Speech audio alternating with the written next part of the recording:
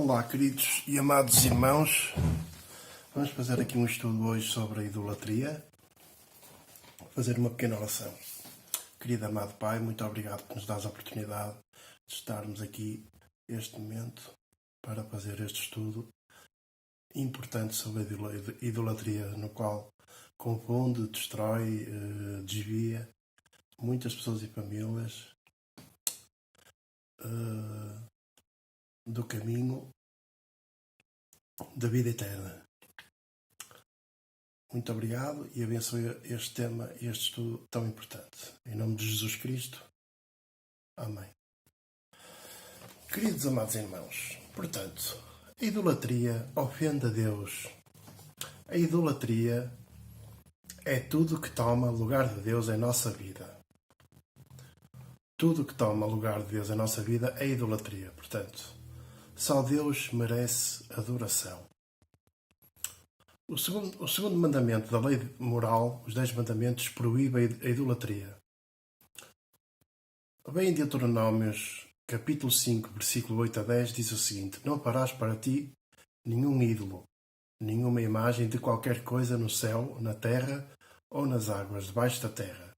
Não te prostrarás diante deles, nem lhes prestarás culto, porque eu, o Senhor, o teu Deus, sou Deus zeloso, que castiga os filhos pelo pecado de seus pais até à 3ª e 4ª geração daqueles que me desprezam. Mas trato com bondade até 1000 gerações os que me amam e obedecem aos meus mandamentos.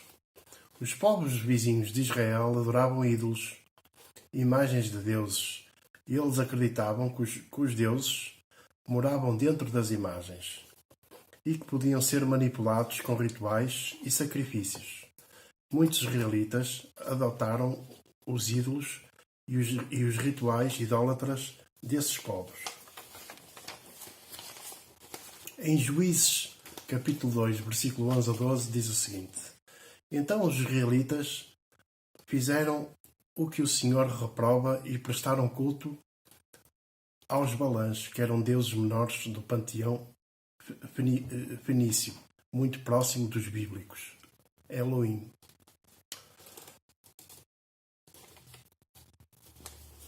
Continuando, abandonaram o Senhor, o Deus dos seus antepassados, que os havia tirado do Egito, e seguiram e adoraram vários deuses dos povos ao seu redor, provocando a ira do Senhor. Mas a Bíblia diz que só há um Deus, que é espírito e não pode ser representado por imagens, nem objetos criados pelo homem. Deus não mora dentro de estátuas, nem pode ser manipulado. Não existem outros deuses senão o Deus da Bíblia. Quem acredita neles acredita numa mentira. Em João capítulo 4, versículo 24, diz o seguinte: Deus é espírito e é necessário que os seus adoradores o adorem em espírito e em verdade. A idolatria é só adorar imagens? Não. A idolatria é adorar qualquer coisa que não é Deus. Quando alguma coisa ganha mais importância em sua vida que Deus, essa coisa se torna ídolo. Tudo se pode tornar um ídolo. Uma pessoa, um emprego, um passatempo, dinheiro, comida, bens materiais, etc. Como evitar a idolatria? Basta focar em Deus. Um ídolo é uma coisa que controla a tua vida, mas Jesus veio para libertar. Ora, pedindo a ajuda de Deus para ficar livre dos ídolos. Bem, em Deuteronômios, capítulo 6, versículo 4 a 5, diz o seguinte: Ouça, ó Israel, o Senhor, o nosso Deus, é o único Senhor. Ama o Senhor, o seu Deus, de todo o seu coração, de toda a sua alma.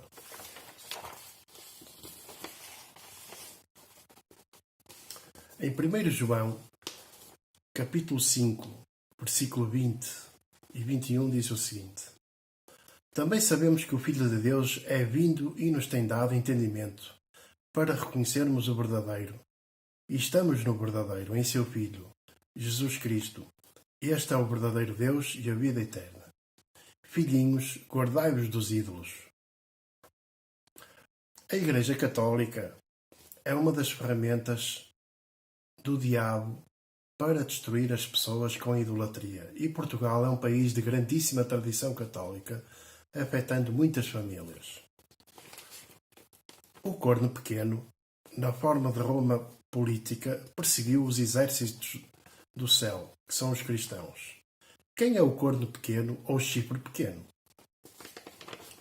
Em Daniel 7, o leão representa a Babilónia, o urso, a civilização de Médio-Pérsia, o leopardo com 4 cabeças e 4 asas, a Grécia, e há um quarto animal terrível e espantoso representando o Império Romano. Em Daniel 7, capítulo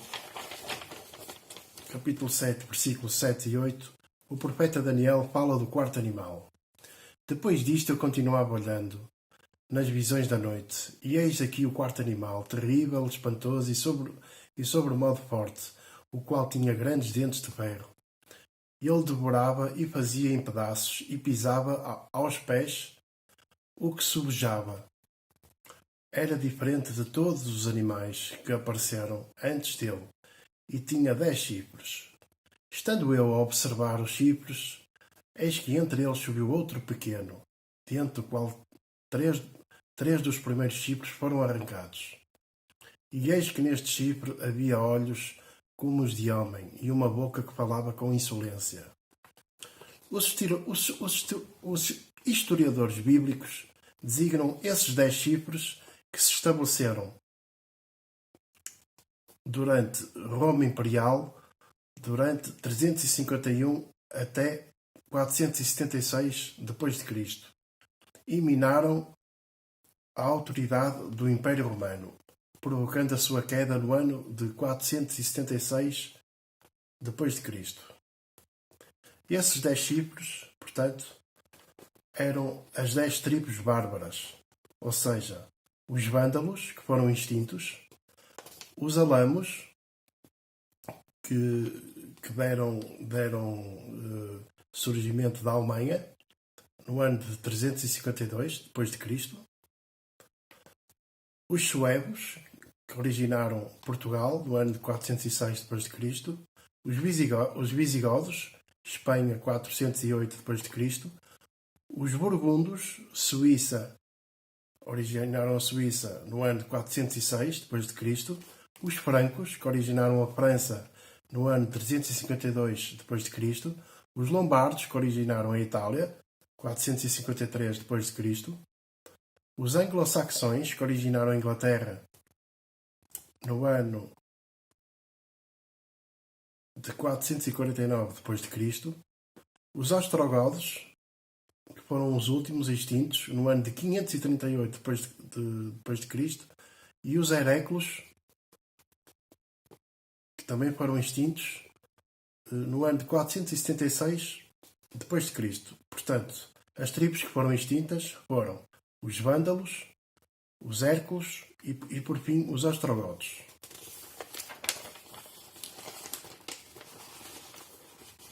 As características do chifre pequeno, ou seja, do 11º chifre, que destruiu posteriormente os 3 dos 10 chifres. Primeira característica, subiu entre os 10 chifres do quarto animal. Segunda característica, arrancou a 3 dos 10 chifres. Quarta característica, uma boca que falava com insolência. Quinta, o quarto animal foi morto, ou seja, o Império Romano foi destruído. Daniel 7:11. Sexto, o pequeno chifre era mais robusto que os outros 10 chifres. 7. Fazia guerra contra os santos do Altíssimo. Oitavo, diferente dos 10 chifres. Nono, proferirá palavras contra o Altíssimo. 10ª característica, magoará os santos do Altíssimo. 11ª, cuidará em mudar os tempos e a lei.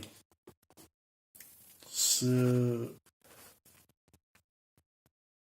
tiverem em conta que este chifre pequeno é o papado, né, que vamos demonstrar mais lá para a frente, podem verificar que, segundo o catecismo da Igreja Católica, que está relacionado com o papado, podem verificar que o segundo mandamento de idolatrar imagens, não idolatrar imagens ou esculturas, no mar, nos céus ou na terra, foi omitido esse mandamento. Portanto, foi alterado. Portanto, 11ª característica, cuidará em mudar os tempos e a lei. 12ª, os santos lhe seriam entregues por 3,5 tempos. 13ª característica, um tribunal tirará seu domínio e o destruirá. Ou seja, o Chipre pequeno é o papado.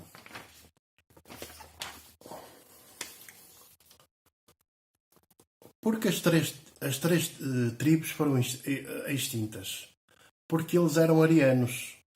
O Arião, que era um herege do passado, que não queria na Bíblia, nem ensinava coisas que a Bíblia continha. Essas três tribos arianas não aceitaram os dogmas, a pretensão do papado e sua autoridade. E como não aceitaram, eles foram destruídos. Portanto, sendo esta ponta, né, o Chipre pequeno, o papado, está relacionado com a extinção destas três nações, ou três tribos, ok? E como não aceitaram, eles foram destruídos. Os ostrogotos foi a última tribo ariana a ser destruída em 538 d.C. Por sua vez, em 538, João II é declarado cabeça da Igreja e se inicia o período na história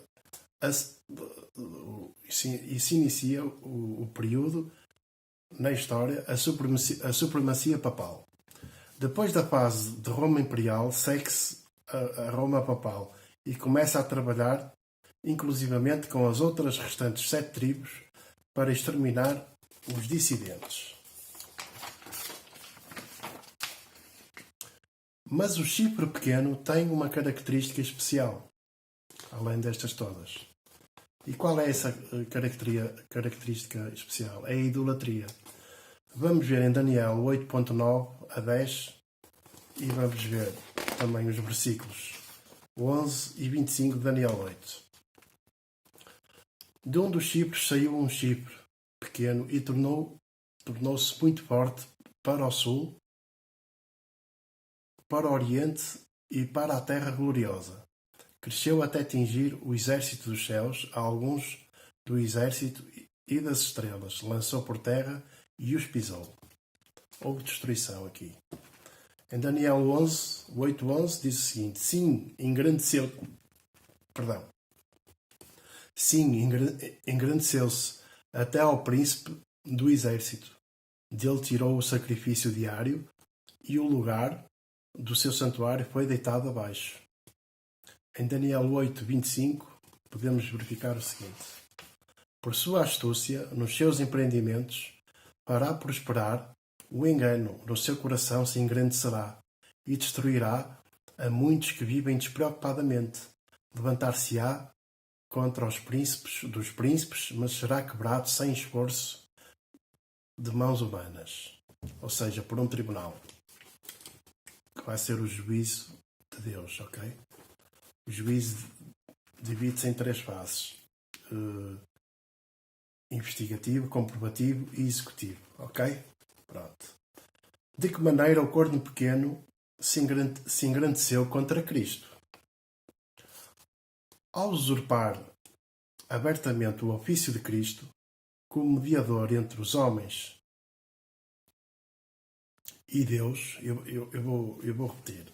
Ao usurpar abertamente o ofício de Cristo como mediador entre os homens e Deus, o papado se exaltou a si mesmo contra o príncipe dos exércitos, ou seja, Jesus, e cumpriu o que diz em 2 Tessalonicenses, fazendo-se passar por Deus, manipulando e destruindo o homem. Ora, vejamos o versículo. 2 Tessalonicenses, capítulo 2, versículo 4. O qual se opõe e se levanta contra tudo que se chama Deus ou é objeto de culto. A Bíblia é um objeto de culto. E a Bíblia foi alterada segundo o Catecismo, no segundo mandamento, como já vimos anteriormente, a ponto de assentar-se no santuário de Deus, ostentando-se como se fosse o próprio Deus. Como foi que o papado roubou o sacrifício diário e contínuo de Deus? Podemos ver em Daniel 8:11, capítulo 8, versículo 11, diz o seguinte: Sim, engrandeceu-se até ao príncipe do exército. Dele tirou o sacrifício diário e o lugar do seu santuário foi deitado abaixo. O papado, ao colocar a intercessão humana nas mãos dos sacerdotes, ao estabelecer o uso do concessionário e dizer que sacrifica novamente Cristo em cada missa, o papado eclipsou o ministério celestial de Cristo na mente de seus adoradores sinceros, que o buscam, sinceramente. E esses adoradores, em vez de confiarem na palavra inspirada e no ministério pessoal do Espírito Santo, a Igreja Católica ensina e ilude os homens a confiarem numa Igreja infalível e num corpo pedagógico autoritativo e a receber doutrinas falsas como o purgatório, a adoração de imagens, a imortalidade da alma, o sacrifício, a missa, a Imaculada Conceição, indulgências e por aí fora, etc, etc. Conclusão deste estudo sobre a idolatria.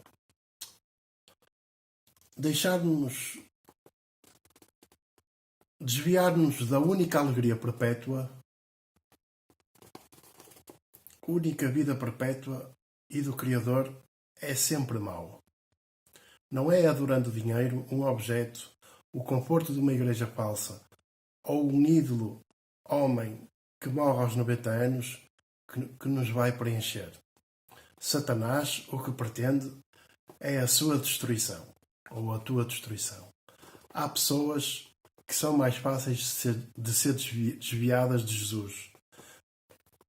No caso, por exemplo, digo eu, no ateísmo, a grande rebelião desde a meninice de uma pessoa que tem uma grande rebelião, o desconforto e o incômodo de mudar, mesmo enxergando a verdade, dado o ambiente minado que nos circunda pelos nossos amigos e familiares. E depois há outras pessoas que são mais difíceis de mudar, de serem desviadas do caminho de Jesus.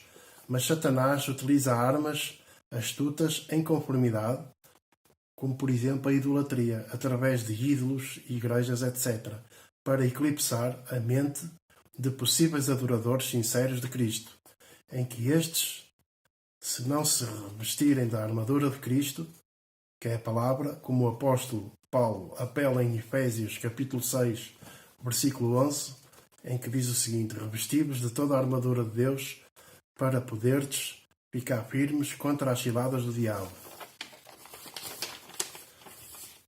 E então são também enganados e desviados da verdade, se não se forem revestidos da palavra de Deus. Em capítulo de João, no livro de João, capítulo 14, versículo 6, diz o seguinte: respondeu-lhe Jesus: eu sou o caminho, a verdade e a vida. Ok? Portanto, eu espero que este estudo sobre a idolatria, que tentei fazer um resumo, mas também um resumo sustentado para não se tornar um estudo nem inconcreto e que não seja muito pesado também. Espero que tenha sido frutífero para as vossas vidas e até ao próximo tema, ok? Muito obrigado, em nome de Jesus Cristo, amém.